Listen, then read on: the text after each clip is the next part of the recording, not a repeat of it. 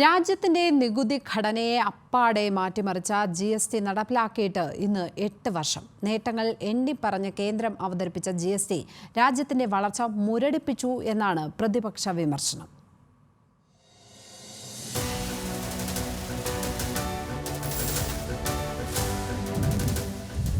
ഒരു രാഷ്ട്രം ഒരു നികുതി ഒരു വിപണി എന്ന ആശയത്തിൽ 2017 ജൂലൈ 1-നാണ് GST അഥവാ ചരക്ക് സേവന നികുതി പ്രാബല്യത്തിൽ വരുന്നത്. ഇതോടെ നികുതികളിൽ സംസ്ഥാനവും ചിലത് കേന്ദ്രവും നിയന്ത്രിക്കുന്ന സ്ഥിതി മാറി.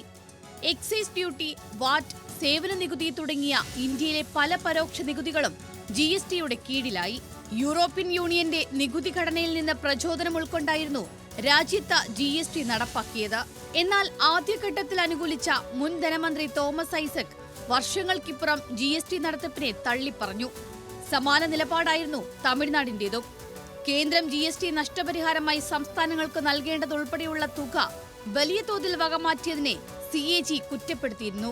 സാധാരണക്കാരന് കീറാമുട്ടിയാകില്ലെന്ന് ഉറപ്പു നൽകിയ GST പിന്നീട് നിത്യോപയോഗ സാധനങ്ങൾക്ക് നികുതി വർദ്ധിപ്പിച്ചത് വിമർശനത്തിനിടയാക്കി.